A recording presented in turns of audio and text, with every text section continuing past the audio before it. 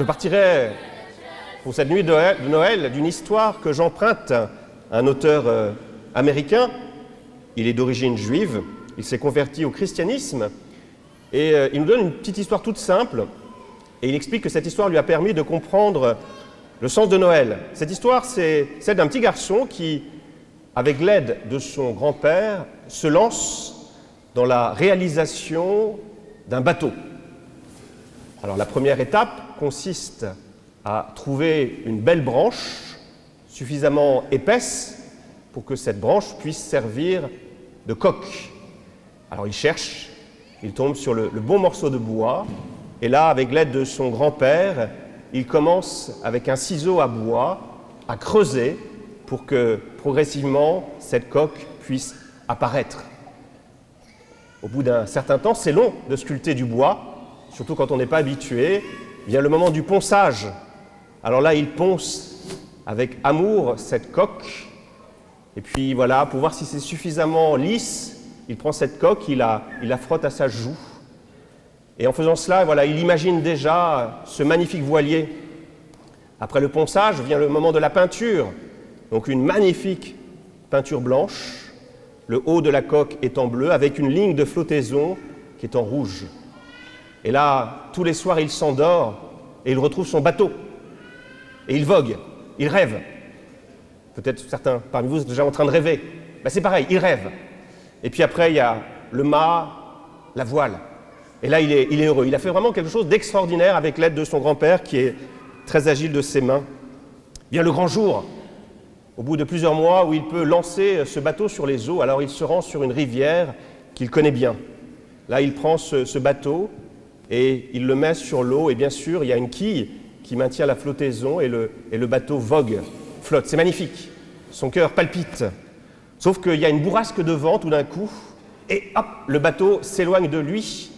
Alors il se précipite pour essayer de le récupérer. Il met les pieds dans l'eau, mais il y a trop d'eau. Et il voit comme ça ce bateau partir, partir, partir.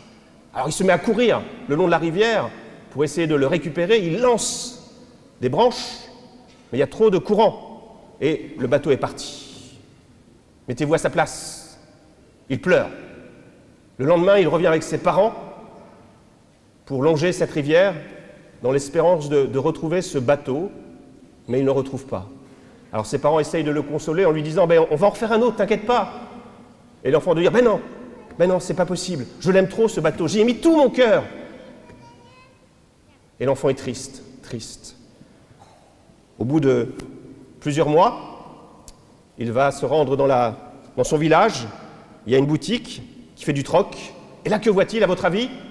Dans la vitrine, qu'est-ce qu'il voit? Le bateau, son bateau. Et là, son cœur palpite. Alors il rentre dans la boutique, il essaye de négocier avec le marchand en disant « c'est moi qui l'ai fait ». Et là, le marchand est inflexible, il dit « ah non, il est à moi, et c'est 30 €. » Alors l'enfant, 30 €, il les a pas. Alors qu'est-ce qu'il fait? Il retourne chez lui, il casse sa tirelire, et puis les semaines, il se met à rendre service à tout le monde, en disant « voilà, j'ai besoin de cet argent ». Et puis ses parents finissent par lui donner ces 30 €, et il est tout heureux, il va pouvoir racheter ce bateau. Il va dans la boutique du troc, il dépose toutes ces pièces qui font exactement 30 €, et là, il récupère ce magnifique bateau, ce magnifique voilier, et il se dit dans son cœur « extraordinaire, cher bateau, je t'ai fait, je t'ai perdu, je t'ai retrouvé, je t'ai racheté ». Et cette histoire toute simple, finalement, nous dit cet auteur, c'est l'histoire du Christ, c'est l'histoire que nous célébrons ce soir. Jésus qui nous a créés. Imaginez, rappelez-vous, fermez les yeux, voyez cet enfant qui met tout son cœur pour créer ce bateau, qui le met contre sa joue pour voir cette douceur. Eh bien, quand Dieu nous crée, c'est la même chose. Il y a plein de jeunes devant moi, il n'y en a pas un qui se ressemble. Regardez votre voisin, est-ce qu'il vous ressemble? Votre voisine? Eh bien voilà, quand Dieu crée, il crée des chefs-d'œuvre. Il n'y a pas un visage qui se ressemble. Il y a quelque chose qui me fascine, moi, ce sont les empreintes digitales. Rendez-vous compte qu'il n'y a pas une empreinte commune. Quand Dieu crée, il crée avec tout son cœur. Le problème, c'est que quoi? Il a mis tout son cœur pour nous créer, sauf que, comme ce bateau, nous nous sommes perdus. Nous nous sommes détournés de ce Créateur. Nous avons crié, comme cet enfant, « Je veux pas, je veux pas, je veux pas venir à la messe, j'en ai assez de l'Église. » Et voilà, qu'a fait Dieu, comme ce petit enfant qui a perdu son bateau? Que fait Dieu quand il voit se détourner de tous ces enfants qu'il a créés avec tant d'amour? Il pleure, il est triste. Alors, il va venir nous rechercher. Il met tout son cœur pour nous rechercher. Alors comment il va faire pour nous rechercher?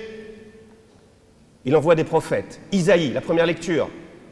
Est-ce qu'on écoute les prophètes? Est-ce qu'on écoute les sermons d'une manière générale? Quels sont ceux qui parmi vous dorment déjà? Beaucoup, j'en suis sûr. On ne les écoute pas. Alors, que fait Dieu?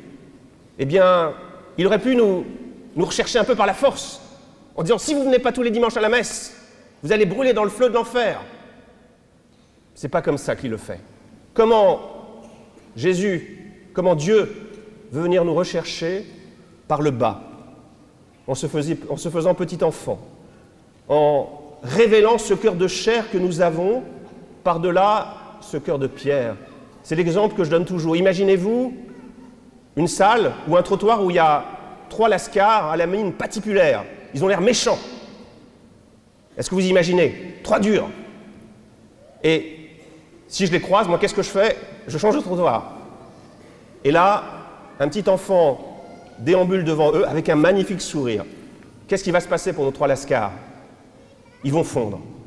C'est l'exemple que je donne toujours dans mon ancienne paroisse. Quand je prêchais, j'avais souvent un petit garçon, il s'appelait Léonard, il avait 3 ans, il disait rien, il se mettait à côté de moi, avec des beaux yeux bleus, il souriait. Ben, je vous assure qu'il avait 100 fois plus de succès que moi.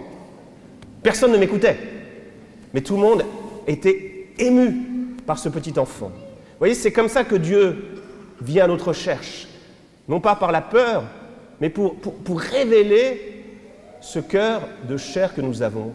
Et s'il se fait petit enfant, c'est qu'il nous fait fondamentalement confiance. Un petit enfant, c'est très fragile. Pour un rien, ça pleure.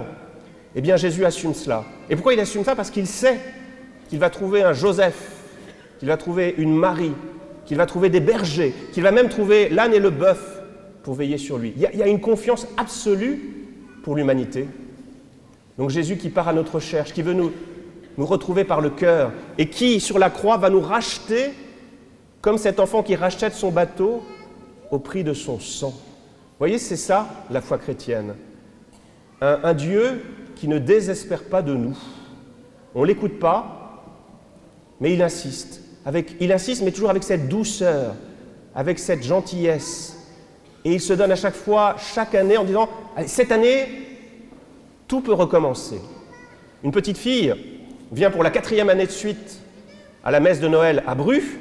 Elle va voir la crèche et elle dit à ses parents « C'est quand même dommage, en 4 ans, l'enfant Jésus, il n'a pas beaucoup grandi. C'est toujours le même. » Eh bien, vous voyez, la fête de Noël, c'est la possibilité de recommencer chaque année. Peut-être que jusqu'à présent, vous êtes un peu loin de l'Église, mais ce n'est pas grave. Profitez de ce soir pour dire « Eh bien, ce soir, je me convertis. Je reçois ce Dieu qui ne me juge pas, qui veut me dire la beauté de la vie, la joie, cette joie de Noël. » On est dans un monde, je trouve, qui manque d'espérance. Je l'ai dit aussi à plusieurs reprises pendant le temps de l'Avent, je vois des enfants un peu plus grands qu'eux qui me disent « Plus tard, on ne veut pas d'enfants, parce qu'on n'a pas confiance, parce qu'on a peur. » Eh bien, vous voyez, la foi chrétienne, c'est un Dieu qui a plein d'espérance, qui croit en nous.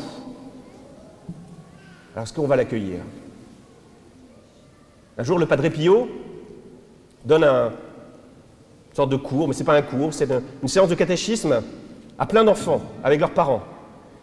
Et puis, ces enfants, ses parents, ils n'ont pas l'air vraiment d'écouter. Et puis, un enfant qui est un peu plus téméraire que ses camarades se lève et dit à Padre Pio, « Saint Padre Pio, tu sais, ton Dieu, on n'y croit pas. » Et Padre Pio le regarde avec un beau sourire et lui dit « Peut-être que toi, tu ne crois pas en lui, mais lui, il croit en toi. Il croit en toi. Amen. »